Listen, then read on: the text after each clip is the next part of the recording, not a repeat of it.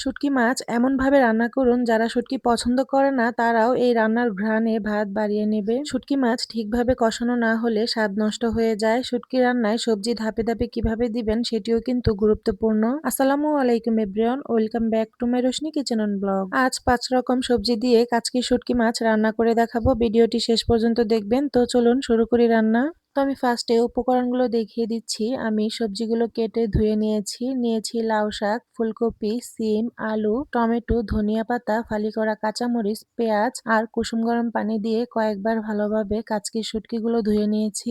এখন রান্নাটি করে নিব। এর জন্য একটি প্যানে দিয়ে দিচ্ছি রান্নার রেগুলার তেল পরিমাণ মতো, আর দিয়ে দিচ্ছি ফালি করা কাঁচামরিচ, পেঁয়াজ কুচি।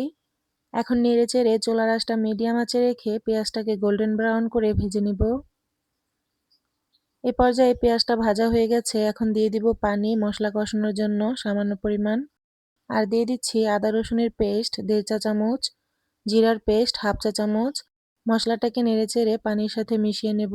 এখন বাকি মশলাগুলো অ্যাড করে দিচ্ছি। দিয়ে দিলাম স্বাদমতো লবণ 1 চা চামচ, হলুদের গুঁড়ো 1/2 চা চামচ, লাল মরিচের গুঁড়ো 1.5 চা চামচ, ধনিয়া গুঁড়ো 1 চা চামচ আর জিরে গুঁড়ো 1/2 চা চামচ। মশলাটাকে নেড়েচেড়ে খুব ভালোভাবে তেল ওঠা পর্যন্ত কষিয়ে নেব। কষানো হয়ে গেছে। এ পর্যায়ে ধুয়ে রাখা শুটকি মাছটা দিয়ে দিলাম। এখন নেড়েচেড়ে মশলার সাথে মিশিয়ে শুটকি মাছটাকে আমি কিছুক্ষণ কষিয়ে নেব। এ পর্যায়ে শুটকিটা কষানো হয়ে গেছে, উপরে তেল ভেসে এসেছে। দিয়ে দিলাম ধুয়ে রাখা সবজি, ফুলকপি, সিম আর আলু।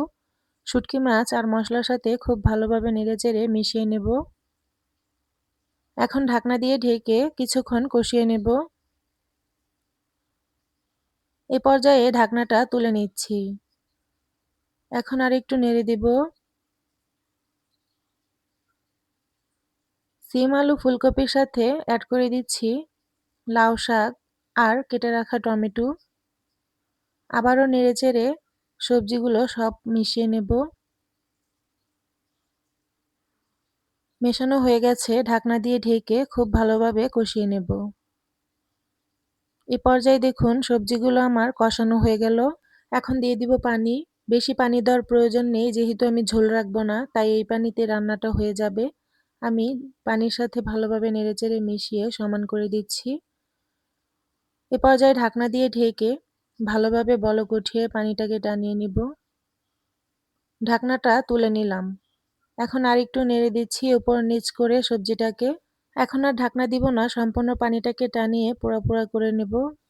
চুলার আঁচটা লো মিডিয়াম আঁচে রেখে আমি প্যানটাকে ঘুরিয়ে ঘুরিয়ে সম্পূর্ণ পানিটাকে টানিয়ে নিলাম। এখন খুব সুন্দর একটি ঘ্রাণ আসছে রান্না থেকে, মনে হচ্ছে এখনই একটু চেখে দেখি। তো আমি কেটে রাখা ধনিয়া পাতা কুচি দিয়ে দিলাম। আলতোভাবে নেড়েচেড়ে মিশিয়ে নেব। আমার রান্নাটা হয়ে এসেছে। এ পর্যায়ে আমি নামিয়ে নেব। তো কেমন হলো আমার আজকের শুটকি মাছের রান্না অবশ্যই কমেন্টে জানাবেন। আমার কাছে মনে হয় যারা শুটকি লাভার আছেন তারা কিন্তু এই রেসিপিটি খুবই পছন্দ করবেন। তো সবার কাছে অনুরোধ, যদি রেসিপিটি ভালো লাগে লাইক কমেন্ট শেয়ার করে চ্যানেলটি সাবস্ক্রাইব করে পাশেই থাকবেন। আজকের মতো এখানেই বিদায় নিচ্ছি। আল্লাহর রহমতে সবাই সুস্থ ও ভালো থাকুন। আল্লাহ হাফেজ।